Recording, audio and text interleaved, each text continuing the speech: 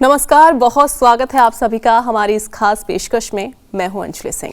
22 जनवरी की ये जो तारीख है वो आपके लिए, हमारे लिए, पूरे देश के लिए क्यों आखिरकार शुभ है, ये हमें आपको बताने की जरूरत नहीं है, क्योंकि इस दिन भगवान रामलला की प्राण प्रतिष्ठा होने जा रही है। उस पल का साक्षी हर कोई बनना चाहता है। अयोध्या सज कर तैयार है। अयोध्या में विशेष तरीके के कार्यक्रम आयोजित होने वाले हैं, जो कि 22 जनवरी को देखिए रामलला की प्राण प्रतिष्ठा होगी, लेकिन उससे पहले ही, कई दिनों पहले से ही तमाम सांस्कृतिक कार्यक्रम वहां पर होने जा रहे हैं। तमाम लोगों को निमंत्रण भेज दिया गया है और इस पल का साक्षी बनने को हर कोई बेचैन है, हर कोई तैयार है। हमारे साथ बातचीत करने के लिए ज्योतिष आचार्य राज मिश्रा जी मौजूद हैं। राज मिश्रा जी, बहुत स्वागत है आपका। धन्यवाद अंजलि जी। देखिए, 22 जनवरी को प्राण प्रतिष्ठा होने जा रही है, तो प्राण प्रतिष्ठा आखिरकार है क्या, ये हम जानेंगे पंडित जी से। और साथ ही चूंकि बहुत कम समय का शुभ मुहूर्त इसमें देखा जा रहा है, बहुत कम समय में प्राण प्रतिष्ठा की जाएगी। और साथ ही अगर हम बात करें तो इसको लेकर तमाम तैयारियां तो हैं ही, लेकिन आखिरकार इसका विधान क्या है ये हम जानेंगे। बताइए पंडित जी। अंजलि जी, सबसे पहले आज हम जो चर्चा करने जा रहे हैं, मर्यादा पुरुषोत्तम भगवान राम के बारे में चर्चा करने जा रहे हैं। पूरे ब्रह्मांड के जो एकमात्र स्वामी हैं, आज हम उनके बारे में चर्चा करने जा रहे हैं। मैं सबसे पहले चाहूंगा, खैर हम सभी सब लोग सौभाग्यशाली हैं, और मैं हमेशा अपने कार्यक्रम में एक बात कहता हूं कि हम लोग किसी देवता से कम नहीं हैं। करीब 550 वर्ष से ऊपर हमारी पीढ़ियां ये देखना चाहती, 550 वर्ष से ऊपर व्यतीत तो हो गए, हमारी कितनी पीढ़ियां आई और चली गई जो चाहती थीं कि मर्यादा पुरुषोत्तम हमारे इष्ट भगवान राम अपने वास्तविक स्थान पर विराजमान हों। और हम सभी को यह सौभाग्य प्राप्त हुआ है, जिस दृश्य को हम नहीं, जिस दृश्य को देवता भी देखना चाहते हैं, वो संयोग, वो दृश्य हम सभी को देखने का सौभाग्य प्राप्त हुआ है। मैं धन्यवाद करता हूं न्यूज नेशन की पूरी टीम को, जो इस सुंदर चर्चा को आप तक पहुंचा रहे हैं। आइए हम सभी लोग अपने हाथ जोड़ करके, हम हो सकता है कि शारीरिक रूप से अयोध्या में अभी नहीं उपस्थित हो पा रहे हैं, लेकिन मानसिक रूप से हो सकते हैं, तो अपने नेत्रों को एक बार बंद करके भगवान राम का स्मरण करते हुए, सारजू जी को अपने हृदय में बिठाते हुए, और ये मन से कि हम अयोध्या में उपस्थित हैं, भगवान राम की उस सुंदर प्राण प्रतिष्ठा में हम हिस्सा ले रहे हैं, इस प्रकार का भाव मन में लेकर के आते हुए एक बार भगवान राम का ध्यान करें। फिर आज इस सुंदर प्राण प्रतिष्ठा की चर्चा को हम करेंगे। ओम नीलाम्भुजश्यामलकोमलांगं सीताशमारोपितवामभागं पाणौ महासायकचारुचापं नमामि रामं रघुवंशनाथं। श्यावर रामचंद्र भगवान की जय, श्री अयोध्या धाम की जय। तो सबसे पहले अगर हम प्राण प्रतिष्ठा की बात करते हैं अंजलि जी, की प्राण प्रतिष्ठा है क्या? वैसे तो बड़ी सत्यता है कि हरि व्यापक सर्वत्र समाना और प्रेमते प्रकट हो ही मैं जाना। परमात्मा हर एक कण में स्वयं विराजमान है, इसमें कोई दो राय नहीं है। अगर भक्त प्रहलाद के लिए खंभे से नरसिंह भगवान का स्वरूप धारण करके आ सकते हैं, तो परमात्मा हर जगह विराजमान है, हर कण में विराजमान है। और अयोध्या तो वास्तविकता में बैकुंठ का हृदय है, अयोध्या परमात्मा स्वयं है। तो जो मूर्ति प्राण प्रतिष्ठा की बात की जाती है, एक मूर्ति, एक पत्थर लाया गया और उस पत्थर को भगवान की आकृति दे दी गई। अभी तक सिर्फ उस पत्थर को भगवान की आकृति दी गई है, अभी उस पत्थर को भगवान माना नहीं गया है, इस चीज को ध्यान रखिएगा। उस पत्थर को भगवान की आकृति दे दी जाती है। आकृति देने के बाद उनका सुंदर स्नान इत्यादि करा करके, और भगवान के मंत्रों के जप का एक नियम है कि लक्ष्यपात तरीके से या 1.25 करोड़ या 1.25 लाख मंत्रों का श्रद्धापूर्वक जिस देवता की हम प्रतिष्ठा कर रहे हैं, लाइक अगर हम भगवान राम की प्राण प्रतिष्ठा कर रहे हैं, तो 7 दिन तक, सबसे पहले ऐसा नहीं कि 22 तारीख को 84 सेकंड का जो मुहूर्त प्रारंभ हुआ है, उस 84 सेकंड के मुहूर्त में ही ले जाकर के हम भगवान को स्थापित कर देंगे, प्राण प्रतिष्ठा कर देंगे, ऐसा बिल्कुल नहीं है। खैर ध्यान रखिएगा, 22 तारीख को बड़ा सुंदर मुहूर्त है, सुजन्मा द्वादशी है उस दिन। सुजन्मा द्वादशी का मतलब होता है स्वयं का अवतरण लेना, स्वयं का प्राकट्य होना। तो तो उस दिन भगवान के आवाहन का तात्पर्य है कि भगवान उस दिन स्वयं जन्म ले रहे हैं सुजन्मा द्वादशी के रूप में। वो दिन सर्वसिद्धि योग का है। जिस दिन कोई भी कार्य किया जाए तो उस कार्य का परिणाम शुभ ही प्राप्त होता है, उसको सर्वसिद्धि योग कहा जाता है। अब अंजलि जी ने प्रश्न किया और आप सभी की तरफ से प्रश्न किया, अंजलि जी का स्वयं का प्रश्न नहीं है, ये शायद पूरे भारतवर्ष का, पूरे सनातन धर्मियों का यह प्रश्न है। सो प्राण प्रतिष्ठा क्या है? तो जब हम मूर्ति को तैयार कर लेते हैं, उनको स्नान इत्यादि करा देते हैं, फिर हम उस मूर्ति के लिए परमात्मा का आवाहन करते हैं, उस मंत्रों का चैंट करते हैं, उस मंत्रों का उच्चारण करते हैं। वहां सात्विक ब्राह्मण, वैदिक ब्राह्मण बैठ करके उन मंत्रों से भगवान की प्रार्थना करते हैं कि हे परमात्मा, इस मूर्ति के अंदर आप आकर के स्थापित हो, इस मूर्ति के अंदर आप आकर के विराजमान हो। अच्छा, एक चीज आप लोग और नहीं जानते होंगे, भगवान को अलग अलग चीजों के अंदर रखा भी जाता है। ऐसा नहीं है कि मंत्रों का जप किया और मंत्रों का जप करके और ले जाकर के भगवान को बिठा दिया, ऐसा भी नहीं होता है। भगवान को अन्न के अंदर एक दिन नियम है, 7 दिन अलग अलग चीजों के अंतर्गत रखा जाएगा। एक तो मंत्र का जप चलता रहेगा, फिर एक दिन भगवान को पुष्प के अंदर रखा जाएगा, फूलों के अंदर पूरी तरह से पूरी मूर्ति जो है वो फूल पूरा बिछा दिया जाएगा और उस फूलों के ऊपर भगवान को शयन कराया जाएगा। भगवान के ऊपर पुष्प के अंदर एक दिन भगवान को रखा जाएगा। एक दिन अन्न के अंतर्गत पूरा अनाज होगा, 7 प्रकार के अनाज होंगे या कोई विशेष प्रकार का अनाज होगा, अनाज के अंतर्गत पूरी तरह भगवान को रखा जाएगा। एक दिन धन यानी पैसा इत्यादि इकट्ठा करके और उस पैसे के ऊपर भगवान को शयन कराया जाएगा। एक दिन जल के अंतर्गत पूरी तरह से भगवान को रखा जाएगा। एक दिन वस्त्र के अंतर्गत भगवान को रखा जाएगा।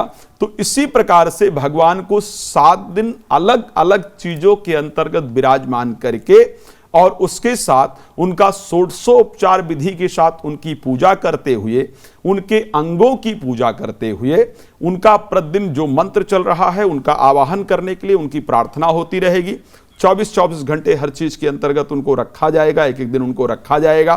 फिर जब अंतिम दिन पहुंचता है फिर बाकायदा उसका यज्ञ किया जाता है और फिर जो वो अंग पूजन का नियम है कि भगवान के कौन से अंग में परमात्मा की कौन सी प्रकृति विराजमान हो, शंख है, चक्र है, गदा है, जो भी ये सब भगवान के अवतरण ही है, भगवान का ही स्वरूप है।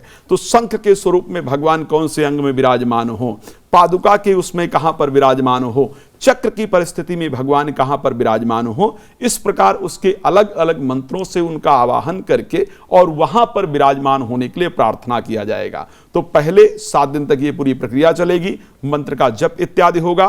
फिर भगवान को वास्तविक स्वरूप में जो 84 सेकंड का मुहूर्त है, उस मुहूर्त में उनको श्रद्धा से विराजमान किया जाएगा। विराजमान करने के बाद फिर उनके पूरे अंग की पूजा की जाएगी। फिर उनको फिर पंचामृत स्नान इत्यादि के माध्यम से स्नान कराया जाएगा। फिर षोडशोपचार जो 16 चीजें वहां पर उपस्थित होंगी, शायद मुझे लगता है षोडशोपचार ही अपनाएंगे या और भी चीजें कर सकते हैं, लेकिन षोडशोपचार 16 प्रकार की चीजों से पूजन का विशेष महत्व है। तो 16 प्रकार की चीज, इसमें जल से स्नान हो सकता है, तिलक हो सकता है, अक्षत हो सकता है, फ्रूट हो सकता है, मिठाई हो सकती हैं, यज्ञोपवीत हो सकता है, वस्त्र हो सकता है। इसी प्रकार 16 प्रकार की अलग अलग जो चीजें हैं उसके माध्यम से भगवान का सुंदर वहां पर पूजन किया जाएगा। तो प्राण प्रतिष्ठा शब्द का वास्तविक मतलब यह है कि किसी विग्रह के अंतर्गत, वैसे राम को कहा जाता है रामो विग्रहवान धर्मा, धर्म ही राम की वास्तविक विग्रह है, धर्म ही राम का वास्तविक स्वरूप है। तो ऐसी परिस्थिति में उनका उस मूर्ति के अंतर्गत आवाहन करना, उनकी उस मूर्ति में उनको रहने के लिए उनसे प्रार्थना करना, यह प्राण प्रतिष्ठा है। अब क्यों अन्न में रखा जाता है, क्यों धन में रखा जाता है, क्यों पुष्प पर रखा जाता है, इन सब का भी एक अलग अलग नियम है कि प्रभु जो आपके दर्शन करने आए उनके जीवन में अन्न की वृद्धि हो, उनके जीवन में धन की वृद्धि हो, पुष्प के माध्यम से उनके जीवन में सुगंधी रहे, उनका प्रभाव चारों तरफ फैलता रहे। जो जिस कामना को लेकर के आए प्रभु वो कामना उनकी पूर्ण हो, इस कारण से ये अलग अलग चीजों के अंतर्गत भगवान को रखा जाता है। ये प्राण प्रतिष्ठा है। बिल्कुल। और देखिए पंडित जी, अलग अलग जगहों से अभी से ही जो तमाम भक्त हैं उनके पहुंचने का अयोध्या में सिलसिला भी शुरू हो गया है। कोई उत्तराखंड से आ रहा है, छत्तीसगढ़ से देखिए भगवान का भोग लगाने के लिए 11 ट्रक जो चावल हैं वो भेजे गए हैं, वहां से रवाना कर दिए गए हैं और वो वहां पहुंच भी गए हैं। इसी के साथ अगर हम बात करें, देखिए अयोध्या बहुत सुंदर तरीके से सजी हुई है, बहुत ज्यादा डेवलप इस समय अयोध्या हो गई है। अगर बहुत ही सुंदर शब्दों में, कम शब्दों में हम अयोध्या को जाने तो अयोध्या क्या है? देखिए, अयोध्या को जानना इतना आसान नहीं है। मुझे एक भजन याद आती है कि आज लड़ियों से, मड़ियों से, फुलझड़ियों से सजा राम दरबार, शोभा अजब बनी। और एक और शब्द अयोध्या के बारे में श्री रामचरितमानस की वो चौपाई कि अवधपुरी प्रभु आवत जानी और भई सकल शोभा के। अयोध्या को कोई सजा नहीं सकता, इसको ध्यान रखिएगा। अवध स्वयं सजती है, अयोध्या स्वयं सजती है। अयोध्या के अलग अलग नाम है। जब मैं अवध महात्म को लेकर के, अयोध्या के महात्म को लेकर के अध्ययन कर रहा था, तो मुझे उसमें अयोध्या का एक नाम सत्या है, अयोध्या का नाम एक नाम बिमला है, अयोध्या का एक नाम मोक्षदायिनी है। अयोध्या के अलग अलग नाम है। अयोध्या आखिर है क्या? अगर इसको हम जानना चाहें तो हमें वाल्मीकि रामायण के जहां पर लव और कुश अवध का वर्णन करते हैं वहां को अध्ययन करना होगा। तो बहुत स्पष्ट कहते हैं कि अयोध्या क्या है। अयोध्या वैकुंठ का हृदय है। जब अवध को मनु महाराज भगवान से मांग लेकर के आए, वैकुंठ के हृदय को मांग लेकर के आए और लेकर के जब धरती पर स्थापित करना चाहा, तो धरती उसके भार को सहने में अपने आप को असमर्थता जताती है कि नहीं, मैं इनके भार को सह सकूं, इतनी शक्ति नहीं है। तो भगवान राम ने फिर अपने चक्र को, भगवान विष्णु ने अपने चक्र को भेजा, सुदर्शन चक्र को, और वास्तविकता में सुदर्शन चक्र ने अवध को स्वयं धारण किया। तो अवध की महिमा का जितना कुछ अगर कम शब्दों में बात की जाए तो मुझे लगता है कि श्री रामचरितमानस की वो चौपाई आती है सारजू जी के लिए कि दरस परस मज्जन अरूपाना और हरई पाप कह वेद पुराना। जो उनका दर्शन कर लेता है, जो स्पर्श कर लेता है, जो अवधपुरी में एक बार चला जाता है, उसके जन्म जन्मांतर तक के पाप नष्ट हो जाते हैं। मैं एक और शब्द, अंजलि जी, जो अवध की बात आती है तो कहना चाहूंगा, जो गोस्वामी तुलसीदास जी ने कहा है कि कोटि कल्प काशी वशे। काशी को मोक्षदायिनी कहा जाता है, काशी में जाने से मुक्ति प्राप्त हो जाती है। गोस्वामी जी कहते हैं कि कोटि कल्प काशी बसे और मथुरा कल्प हजार। ध्यान रखिए, कोटि कल्प काशी बसे, मथुरा कल्प हजार। 1000 कल्प तक मथुरा में निवास करे और 1 कोटि कल्प तक काशी में निवास करे तो उसको उतनी शांति और मोक्ष प्राप्त नहीं होती। गोस्वामी जी कहते हैं कोटि कल्प काशी बसे, मथुरा कल्प हजार, 1 निमिष सरयू बसे और सही न पावे भार। इस प्रकार का वर्णन गोस्वामी जी का है कि 1 निमिष सिर्फ सारजू जी का दर्शन कर ले, अवध में निवास कर ले, तो जो 1 कोटि काशी में रहने का फल प्राप्त होता है, जो 1000 कल्प मथुरा में रहने का फल प्राप्त होता है, वो 1 निमिष यानी 1 मिनट से भी कम समय में अगर अयोध्या में रह ले तो फल प्राप्त हो पाता है। जी अंजलि जी, बिल्कुल। और ये सवाल मेरा भी है और शायद बहुत सारे लोग जो इस प्रोग्राम को देख रहे हैं उनका भी सवाल होगा कि ये हम सभी जानते हैं कि बाल स्वरूप के दर्शन 22 तारीख के बाद हमें अयोध्या में करने को भगवान के मिल जाएंगे, लेकिन आखिरकार क्यों पंडित जी बाल स्वरूप को ही वहां पर उनके दर्शन हमें करने को मिलेंगे, और साथ ही क्यों आखिरकार बाल स्वरूप की ही स्थापना की जा रही है? जी हाँ, ये बड़ा महत्वपूर्ण प्रश्न है और शायद सब लोग इसको जानना चाहते होंगे। और अधिकतम जब हम मंदिरों में जाते हैं तो भगवान राम का बाल स्वरूप शायद कहीं देखने को नहीं मिलता है। जहां पर भी आपको भगवान मिलेंगे वहां पर राम, लक्ष्मण और सीता जी, भगवान हनुमान जी के साथ ही भगवान राम का दर्शन आपको होता है। बाल स्वरूप क्यों स्थापित किया जा रहा है और क्यों बाल स्वरूप का इतना महत्व है? क्योंकि जो वास्तविकता में देव आराधना करते हैं वो बाल स्वरूप का करते हैं। भगवान शिव आखिर किस स्वरूप की आराधना करते हैं? ध्यान रखिएगा, भगवान शिव ने वाकई रावण पर विजय प्राप्त करने के बाद भगवान राम की आकर के श्रद्धा से आराधना की, इसमें कोई दो राय नहीं है। लेकिन जब भगवान शंकर ध्यान करते हैं भगवान राम का, तो वहां पर कहते हैं बंदौ बाल रूप सोई रामू। मैं भगवान राम के बाल स्वरूप की आराधना करता हूं। बंदौ बाल रूप सोई रामू, सब विधि सुलभ सुलभ जपत जिसु नामू। कहते बंदौ बाल रूप सोई रामू और सब सिद्धि सुलभ जपत जिस नामू। जिस स्वरूप का दर्शन करने से सब कुछ आसानी से प्राप्त हो सकता है, सब कुछ सुलभ है, उस स्वरूप का मैं दर्शन कर रहा हूं, तो भगवान राम का जो बाल रूप है उसका स्मरण देवाधिदेव महादेव भगवान शिव सदा किया करते हैं और कहते हैं कि जिसको जपने से, जिस स्वरूप का दर्शन करने से सब प्रकार की सिद्धियां सुलभ हैं, सब प्रकार की सिद्धि प्राप्त हो जाती है, जिसका स्मरण करने से प्राप्त होती है, वो भगवान राम का बाल स्वरूप है। तो शायद ये बहुत कम लोग जानते होंगे, लेकिन ये बहुत सोच विचार करके भगवान राम के बाल स्वरूप का वहां पर आवाहन किया गया है, उनको विराजमान किया गया है। जी बिल्कुल। पंडित जी, आपने बहुत बार ये सुना भी होगा, देखा भी होगा, इस समय चलन में, चूंकि इस समय पूरा देश ही राम भक्ति में हो रखा है। भगवान राम के दर्शन करने को हर कोई बेताब है और वहां पर लोग पहुंच भी रहे हैं। अयोध्या में हम देखा है किस तरीके से अलग अलग जगहों से लोग पहुंच रहे हैं। कोई पैदल चलकर ही अलग अलग राज्यों से निकल पड़ा है। अगर हम बात करें तो 19 दिन, किसी को 20 दिन हो रहे हैं, वो लगातार पैदल चल के जा रहा है, कोई दौड़ कर पहुंच रहा है। और खास तौर पर महिलाएं, जो प्रेग्नेंट महिलाएं हैं, वो चाहती हैं कि 22 तारीख को उनकी डिलीवरी, उनका जो बच्चा है वो 22 तारीख को ही जन्म दे। बताया मुझे। जी बिल्कुल, चूंकि ये चाहती हैं महिलाएं, उनके मन में ये है कि वो 22 तारीख को ही, चूंकि भगवान राम की एक जो छवि है या फिर भगवान राम की जिस तरीके जो उनका स्वरूप था वो उनके बच्चे में आ जाए।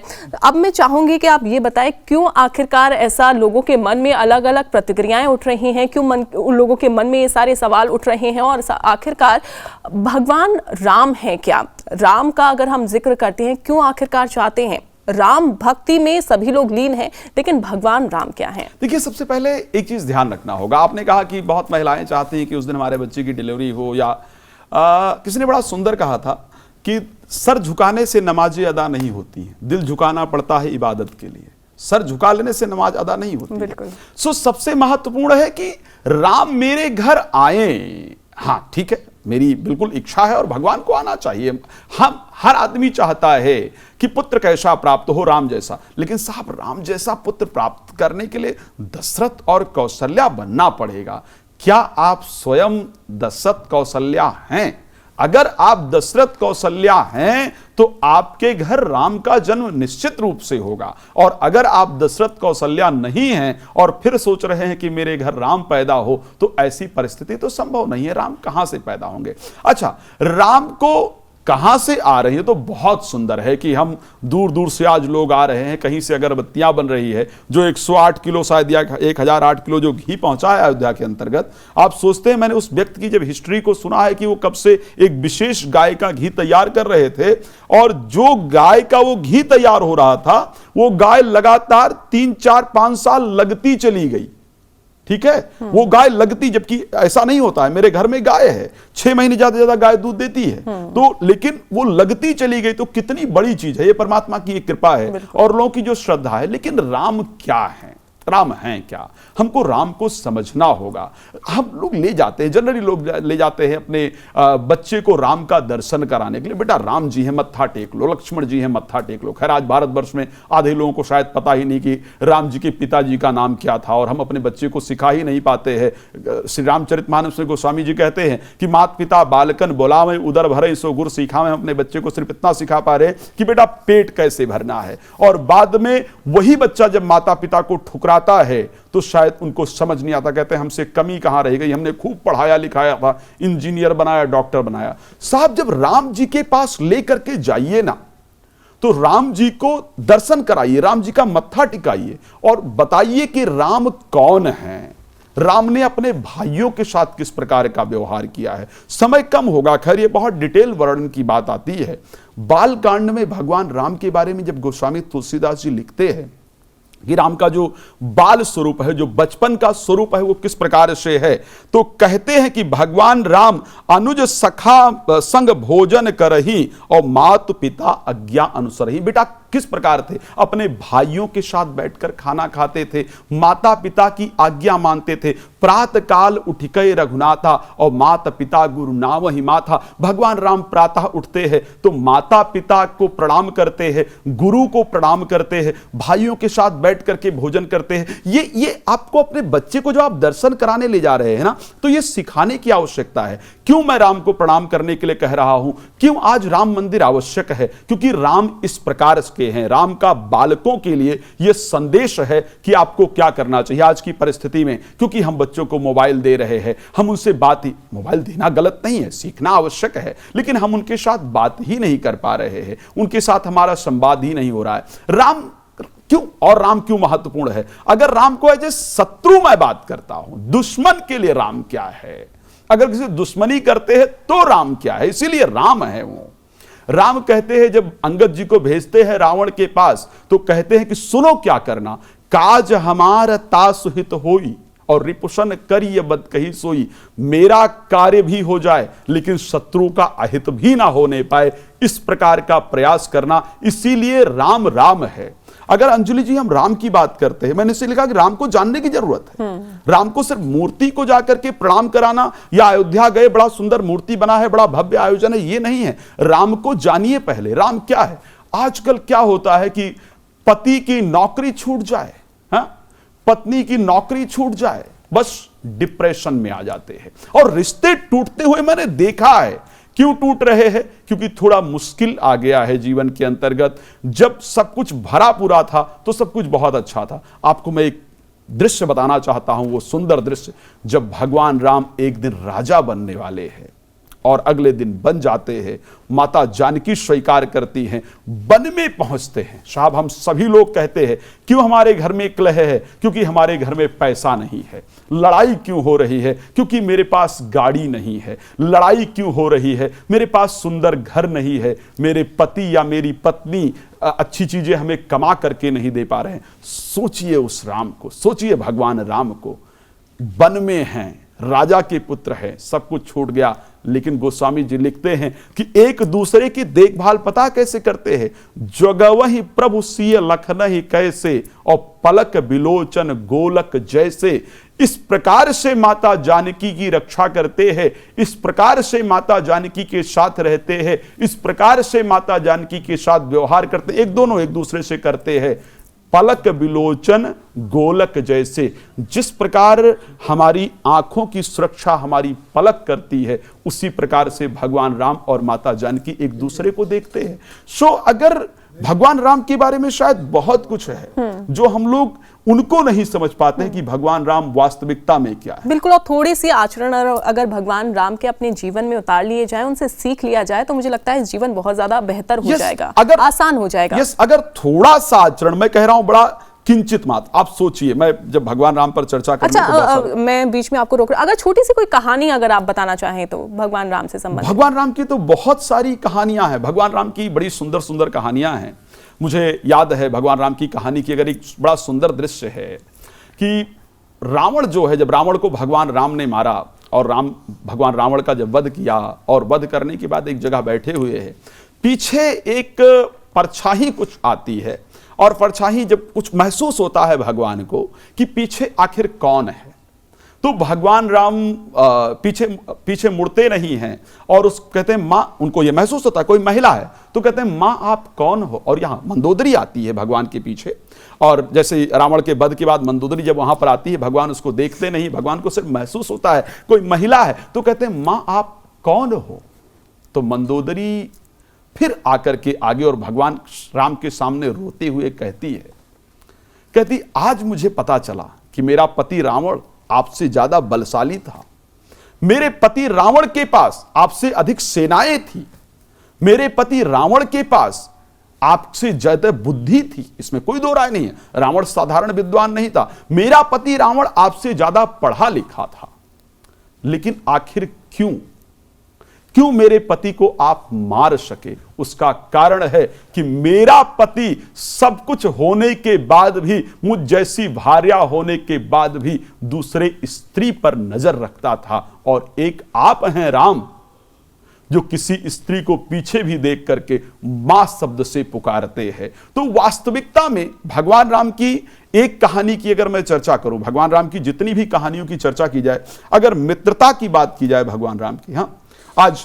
मित्रता की बात करते हैं हम लोग, तो थोड़ी सी मित्र के जीवन में प्रॉब्लम आ जाए, क्या करता है एक मित्र? आपका फोन नहीं उठाता है ना, प्रॉब्लम उसको ये पता भर चल जाए कि दूसरे मित्र के जीवन में प्रॉब्लम आ गई, फोन नहीं उठाता है, भगवान राम सुग्रीव से जब मित्रता करते हैं तो बताते हैं, विपत्ति काल कर सतगुण नेहा और संतत कहि मित्र गुण एहा।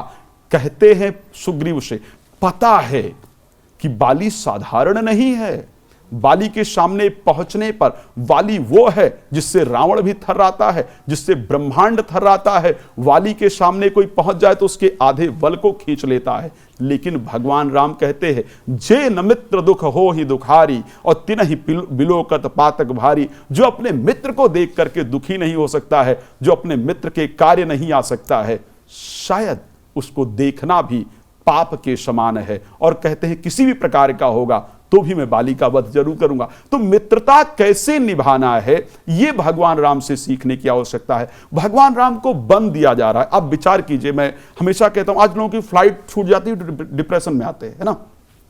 बच्चे का पेपर अच्छा नहीं हुआ, इवन सब्जी अच्छी ना बने तो महिला डिप्रेशन में आ जाती है ना। लेकिन अब राम जी को आप सोचिए कि जब माता कैकेयी जाती हैं, वन मांगती है उनके लिए, और भगवान राम को बुलाया जाता है और भगवान राम वहां पर खड़े हैं, तो क्या कहते हैं। गोस्वामी जी का बड़ा सुंदर शब्द है कि मन मुस्काय भान कुल भानु और राम सहज आनंद निधानु। जब यह बताया गया कि आपको राज्य नहीं दिया जा रहा है, आपको बंद दिया जा रहा है, तो भगवान राम क्या मुस्कुराते हैं मन में और बड़ी सहजता से उसको स्वीकार किया। और जब माता कौशल्या के पास गया, उन युवाओं को सीखने की आवश्यकता है, उन युवाओं को समझने की आवश्यकता है जो प्रतिदिन पहुंचते हैं और अपने थोड़ी सी नॉलेज गेन कर लेने पर पिता कहते हैं, पिताजी आपको तो पता ही नहीं है, पिताजी आपने हमारे लिए किया ही क्या है। अरे मेरे माता पिता तो मेरा सपोर्ट नहीं करते हैं, मेरे माता पिता तो मुझ पर ध्यान नहीं देते हैं, मेरे माता पिता ने आखिर मेरे लिए किया क्या है। तो मुझे वो शब्द याद आता है, जब माता पिता के बारे में मैं चर्चा करता हूं तो हर माता पिता एक शब्द कहता है, जिंदगी गिरवी रख दूं तू मुस्कुराने की कीमत तो बता। सिर्फ पुत्र और पुत्री के लिए माता पिता अपने जीवन को निकाल कर रख देना चाहते हैं। लेकिन जब महाराज दशरथ ने कहा, भगवान राम पहुंचते हैं माता कौशल्या के पास, तो ये नहीं कहते हैं कि हे मां मुझे पिताजी ने वन प्रदान कर दिया है। आप सोचिए कितने बड़े हैं राम और क्या सीखने की जरूरत है राम से। ये नहीं कहा कि पिताजी ने मुझे वन प्रदान कर दिया है, माता से कहा पिता दीन मोहि कानन राजू, हे मां मुझे राजा ही बनाया है। ये नहीं कहा कि अयोध्या की गद्दी पर बैठने जा रहा था मुझे वन भेज दिया, बोले नहीं, पिता दीन मोहि कानन राजू, मुझे पिता ने वन का राज प्रदान किया है। जहां हर वान मोहि बड़ काजू, मतलब जहां पर मेरी आवश्यकता है, हे मां पिता ने मुझे वन का राजा बनाया है। तो राम से आखिर कितना कुछ सीखा जाए, क्या सीखा जाए। जितना कुछ आप शायद सीखेंगे राम से उतना बहुत कम है। इसलिए राम की प्रतिष्ठा मुझे लगता है कि शायद बहुत देर हुआ है भारत की संस्कृति में। ये बहुत दुर्भाग्य है कि इतने दिन तक हम शायद राम की उस स्थिति में हम राम को नहीं लेकर के आ पाए और हमने अपने कितने संस्कारों को खोया है, कितने पीढ़ियों की परिस्थिति खराब की है। लेकिन अब चूंकि 22 जनवरी नजदीक है और ऐसे में तमाम युवा अपने घरों से निकल चुके हैं, तमाम लोग राम भक्त अपने घरों से निकल चुके हैं अयोध्या में दर्शन करने के लिए। चूंकि आप भी कह रहे हैं, हम भी कह रहे हैं कि भगवान राम के जीवन से, उनकी प्रति से, उनके स्वरूप से बहुत कुछ सीखने को मिलता है। और मुझे लगता है थोड़ा सा अगर सीख लिया जाए तो जीवन बहुत ज्यादा बेहतर हो जाए। तमाम कहानियां हैं, कुछ कहानियां हालांकि आपने बताई हैं, कुछ बातों का भी जिक्र आपने किया है, बहुत सुंदर सुंदर बातों का जिक्र आपने किया। हालांकि समय हमारे पास बहुत कम है, ज्यादा हम चर्चा नहीं कर पाएंगे। लेकिन अगर आप अयोध्या जा रहे हैं तो सबसे पहले भगवान राम को जानिए, थोड़ी सी आचरण उनके अपने जीवन में लेकर आइए और उसके बाद भगवान राम के दर्शन करिए, दोगुनी खुशी शायद आपको मिलेगी। बहुत शुक्रिया आपका। धन्यवाद।